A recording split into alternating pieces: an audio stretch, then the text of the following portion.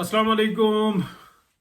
खैरियत से हैं जी? आप सब लोग ठीक है और अल्लाह का बड़ा करम है। मेरी तबीयत भी ठीक है, काफ़ी काफ़ी ज़्यादा बेहतर है, शुक्र अल्हम्दुलिल्लाह। बहरहाल आपकी दुआएं हैं और आपकी कोशिश है चैनल के लिए। इस चैनल को आप सब्सक्राइब कर रहे हैं, लाइक करते हैं, कमेंट करते हैं, तो उससे शेयरिंग बढ़ती है, इसलिए आप कमेंट ज़रूर किया करें। अच्छा जनाब, अभी इस वक्त में आप जो लेटेस्ट जो सूरत हाल है ना, उसके ऊपर बात करेंगे कि मियाँ मोहम्मद नवाज शरीफ की जो पॉलिटिक्स है उसके ऊपर बात करेंगे कि जो कुछ भी हुआ हम जानते हैं कि पाकिस्तान को बचाना मकसूद था। जितने वादे किए मियाँ मोहम्मद नवाज शरीफ से कि आप पाकिस्तान को रेस्क्यू करें, मियाँ नवाज शरीफ ने तो वादे करके और पाकिस्तान को रेस्क्यू किया, लेकिन उसके बाद क्या हुआ कि अपने तौर पे जो वादे किए हुए थे अपनी साइड से वो बिल्कुल पीछे हट गए। उसके अंदर तो जी याद देते रहे, जी ऐसे थी सूरत हाल, ये भी थी, वो भी थी और फलाना भी था। और उसके साथ साथ हम ये भी देखते हैं कि मियाँ शहबाज शरीफ साहब के भी अपने शौक थे और उनका अपनी एक लगन थी कि मैं हूँ और काफ़ी हूँ, मुझे बस बता दो, आपका भतीजा भी है। तो ये सारी हमारे सामने भी सूरत हाल रही। अब अगला मैं आपको बताता हूँ कि जो इस वक्त सूरत हाल चल रही है कि वो क्या है। देखिए, जो मियाँ मोहम्मद नवाज शरीफ इस वक्त में देख रहे हैं ना, वो ये है कि दुनिया के अंदर एक जंग जो सी ना आगे बढ़ रही है और कोई ऐसी गुंजाइश नहीं थी कि अगर वो सब्र कर लेते, सब्र ना करते और मुकाबला शुरू करते, तो पाकिस्तान के अंदर जितना बड़ा जाल बिछा हुआ था वो कोई भी बड़ा डिजास्टर जो उनसे ना हो सकता था।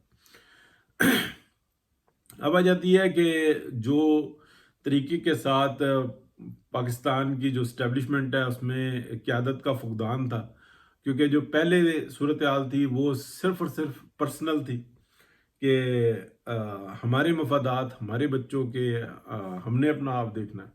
उसके बाद जो एक मियाँ साहब ने फैसला किया वो बहुत कड़वा फैसला था, उसके बारे में चंद एक लोग जानते हैं। हमारे सामने है कि जो बड़ी मोहतरम है, उन्होंने जनरल आसिम मुनीर की पिक्चर भी जो सी थी ना, गुल बुखारी, उन्होंने पोस्ट की थी। उसके बाद जो ना काफ़ी हुई थी, हालांकि ये बात इससे पहले ही पता लग चुकी हुई थी कि मियाँ नवाज शरीफ ने किसको चीफ के लिए चुना है। हालांकि मियाँ साहब उस वक़्त में मुल्क से बाहर थे और जो भी सूरत हाल थी, तो उस वक़्त में ही ये सारी चीज़ जो उनसे ना तय कर ली गई थी कि कौन किस तरीके से आ रहा है। हालांकि मियाँ नवाज शरीफ के साथ ये बात जहन में रखें कि जब 2017 में ये इतनी बड़ी साजिश रची गई थी, इस हुकूमत को गिराया था, तो उसमें जनरल साहब का भी बड़ा किरदार था, उनके 2 अफसरान थे और ये सारी बात जो है ना तारीख का हिस्सा है। ना ये भूली है किसी को, ना ये भूलने वाली है। लेकिन बहरहाल ये चीज़ देखी जाती है कि इसके अलावा क्या ज़ाती मफादात के लिए कौन किस हद तक जाता है। तो उस मामले के अंदर और क्या कोई प्रोफेशनल यानी कि एक्ट करने में कितना एक है, तो ये सारी चीज़ें देख के जो है ना तय कर ली गई थी। और फिर बहुत सारी जगहों पे इख्तलाफ का होना, और ये जो बात की जाती है ना, मैं मौजू थोड़ा सा इधर निकल गया कि इमरान खान साहब को जनाब बताया कि आपके घर में ऐसा चल रहा है, नहीं ये सब, मैं गंदे अल्फाज नहीं बोलना, चले मैं बोलता हूँ, जितने ये साफी बात करते हैं ना, ये सब झूठ और बकवास है। सर इतने बड़ी जगह पे जो है ना, जब कोई बंदा मौजूद होता है ना, तो उसको बहुत कुछ पता होता है कि भाई आपके घर में क्या हो रहा है, क्या नहीं हो रहा। सबको पता था कि ये कौन लोग हैं जैसे ही इक्तदार इनको दिया गया था, और उससे पहले ये बिल्कुल जो है ना करप्ट टोला था, सब का सब। मकसद सिर्फ ये था कि लूट मार करनी है। हाँ, इख्तलाफ किस बात पे हुआ था कि जिस तरीके से फैज हमीद साहब ने एक्ट किया है ना, उस तरीके से ये नहीं कर रहे थे। इसको खींचो, उसको निकालो, उसको मारो, उसको घसीट दो ना, ऐसी कोई सूरत हाल नहीं थी। यही चीज जो सी थी ना, मियाँ साहब के पास गई थी। और उससे पहले क्या मान गए थे कि नहीं यार, एक लिमिट है, एक बंदे के अंदर ना एक कायदा, एक कानून है। फिर उसके बाद जिस तरीके से है कि भाई ये बात करना कि जनाब वो फाइल दिखाई या जुबानी बताया कि जनाब आपके घर में करप्शन हो रही है, आपको पता ही नहीं, नहीं नहीं, ऐसी कोई बात नहीं थी। ये बिल्कुल जो है ना फसाना है, बाकायदा मतलब इख्तलाफ हुआ था बाकायदा। जैसे DGFIA को इमरान खान साहब ने ऑर्डर दिया था कि उसके ऊपर केस बना दो, उसके ऊपर बना दो। ये तो वो है ना जिन्होंने इख्तलाफ किया था, जनरल आसिम भी और वो अपना मेमन साहब भी। لیکن ان لوگوں کا نام بھی کوئی نہیں لے رہا کہ جنہوں نے کہا تھا کہ اچھا جی ٹھیک ہے ہم بناتے ہیں. وہ ڈی جی اے این ایف کہاں ہیں؟ ٹھیک ہے، اور باقی دیگر لوگ کہاں ہیں؟ کسی کو کوئی سزا نہیں، کوئی مسئلہ نہیں. کسی کو بلایا کٹہرے میں، کسی کو ہتکڑیاں لگائیں کہ اس ملک کے ساتھ تم نے کیا گیا. تو یہ اختلاف ہے. اب میں آپ کو بتاتا ہوں کہ اس وقت کیا چل رہا ہے. 1 سال گزر گیا، میاں نواز شریف نے پہلے سال کے بارے میں یہی کہا تھا کہ ہر پروگرام ایسا بنانا جو 3 مہینے کو، سمجھ لو کہ تمہاری 3 مہینے کی حکومت ہے. 3 مہینے کا بنا، پھر 3 مہینے کا بنا، پھر 3 مہینے کا بنا. ٹھیک ہے، پھر 3 کا بنا کے 1 سال کا ہو گیا. 1 سال کی کارکردگی کے نام 90 سے زائد پروگرامز بنائے گئے جو عمل جن کے اوپر شروع ہو گیا. اور اب اگلا لائے عمل میں جو انسان ہے وہ آ رہے ہیں کہ شارٹ ٹرم، یعنی کہ یہ تو بالکل حاضر کے تھے نا، کسی کو اپنا پیکیجز دینے تھے، دے دیے.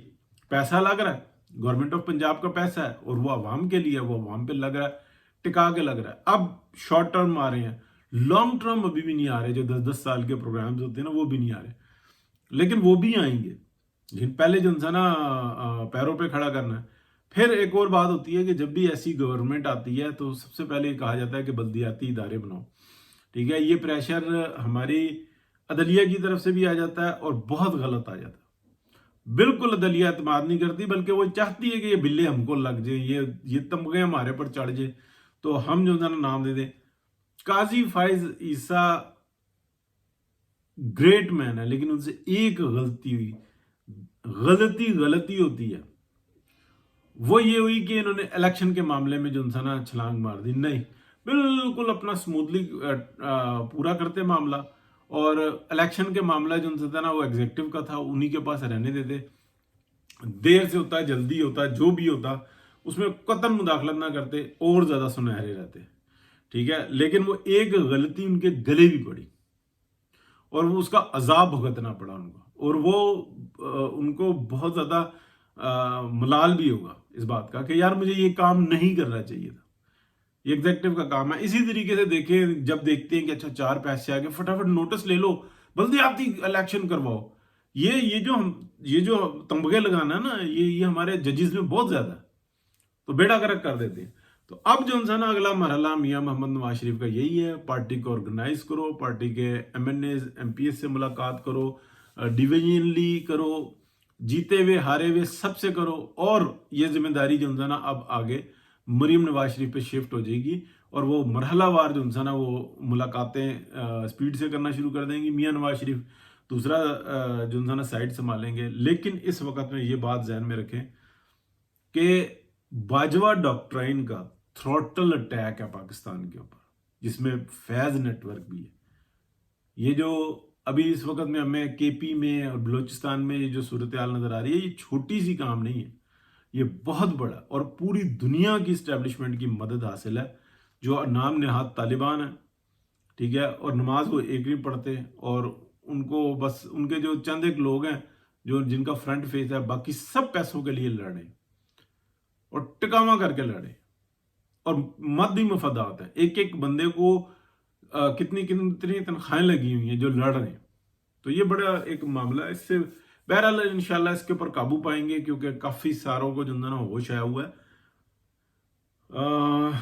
راہ بھی ملوث ہے اور موساد بھی ملوث ہے اس میں، اور بالکل واضح کھل ڈل کے ملوث ہے. اور پاکستان بھی اللہ خیر کرے گا، تو اپنے پلیئرز کو آگے رکھنے چاہیے. بہت شکریہ جی، اللہ حافظ.